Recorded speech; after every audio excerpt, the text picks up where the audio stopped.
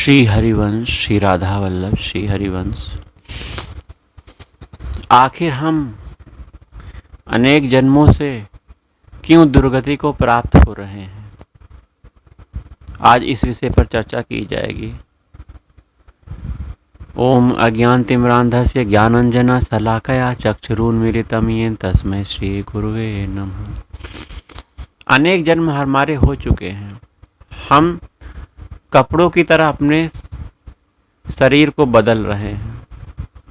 हम अर्थात हमारे शरीर के अंदर भगवान का अंश आत्म रूप से बैठा हुआ है। यही आत्मा भगवान का अंश शरीर को बार बार बदल रही है। शरीर को बार बार बदलते हुए वह अपने अंशी परमात्मा से नहीं मिल पा रहा है। इसीलिए हम भटक रहे हैं। हम भगवान से नहीं मिल पा रहे हैं। हम उनके घर नहीं जा पा रहे हैं। इसीलिए हमें दुख हो रहा है। यह दुख किस प्रकार का दुख है? अनेक जन्मों से हम जन्म, मृत्यु, जरा, व्याधि नामक दुख से ग्रसित हैं। जन्म लेना कष्ट है। 9 महीने माँ के गर्भ में मनुष्य की संतान पैदा रहती है, फिर उसका जन्म होता है। अन्य योनियों में अलग अलग समय बच्चे का जन्म होता है। जन्म बहुत कष्टप्रद होता है।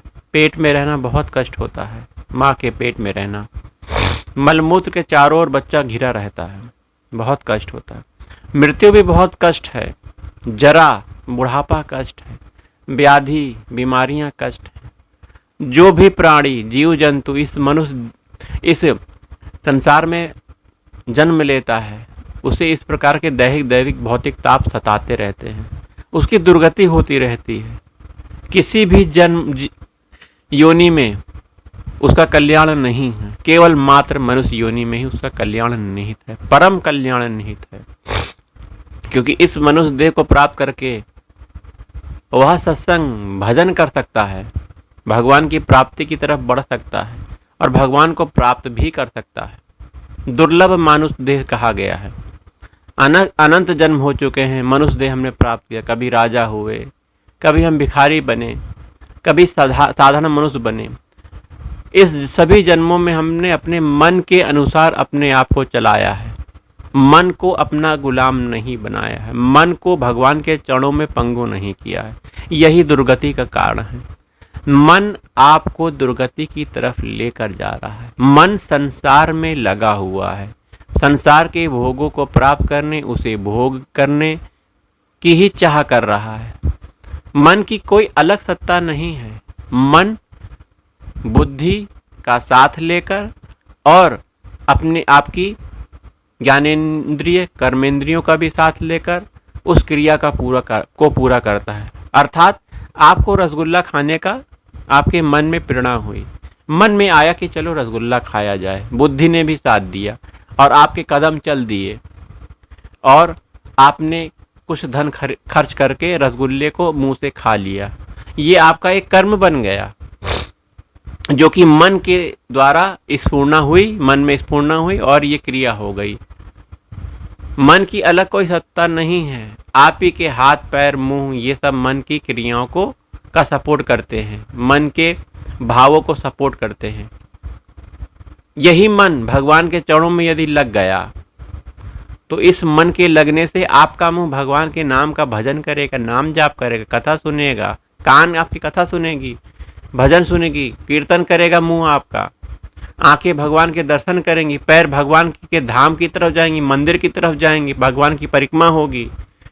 तो इस तरह यह कर्म भागवती कर्म हो गया।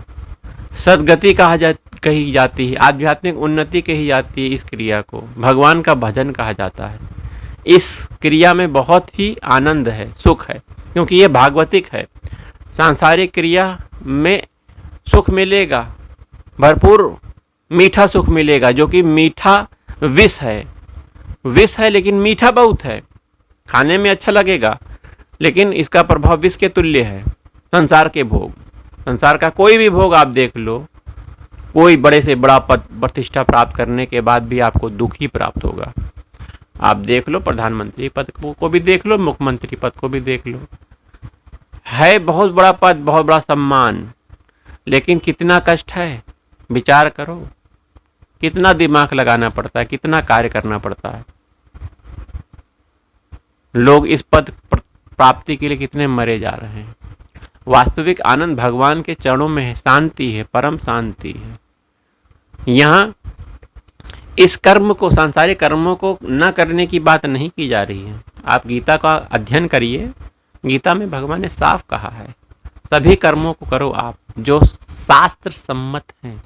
धन कमाओ, सब कुछ करो, परिवार चलाओ, गृहस्थ बन के, आदर्श गृहस्थ बन के तुम परिवार का पोषण करो, लेकिन सभी कर्मों को भागवती कर्म कर दो, अर्थात भगवान को अर्पित कर दो। अपने सभी रिश्तेदारों को भगवान स्वरूप मानो। ये सब आपके भागवती कर्म हो जाएंगे जो कि बंधन नहीं करेंगे आपका। और मन से भगवान का चिंतन करो, अनन्य चिंतन करो भगवान का, भगवान के नाम का जाप करो, उन्हें अपना मानो, उनके आश्रित हो जाओ, शरणागत हो जाओ उनके, तो भगवान आप पर कृपा करेंगे और जन्म जन्मांतर के जो दुख हैं, कष्ट हैं, भगवान हर लेंगे। आपके जो भी संचित पाप हैं, कर्म हैं, सब भगवान नाश कर देते हैं। भगवान का नाम कर लेने से सब कुछ नाश हो जाता है। भगवान के नाम का ऐसे रटन करो कि भगवान का नाम जीवा से न छूटे, मन से भगवान का नाम कभी ना जाए। भगवान के चरणों को अपनी उद्देश्य प्राप्ति के लिए अपना साधन बना लो, क्योंकि यही युगल चरण, भगवान के युगल चरण मतलब श्री राधा वल्लभ लाल के युगल चरण ही हमारे साधन भी हैं, साध्य भी हैं। यही हमारा वास्तविक उद्देश्य है, मनुष्य जीवन का उद्देश्य। इन्हीं चरणों की प्राप्ति करना, इन्हीं चरणों का ध्यान करना, इन्हीं चरणों की सेवा करना। साधन भी यही, साध्य भी यही, साध्य भी यही। तो मनुष्य जीवन प्राप्त करने के बाद दुख मत भोगो, अर्थात संसार में ज़्यादा मत लगो, मन को भगवान के चरणों में लगाओ। भगवान के चरणों में आनंद है। मन को पंगु करने के लिए मन का सपोर्ट मत करो।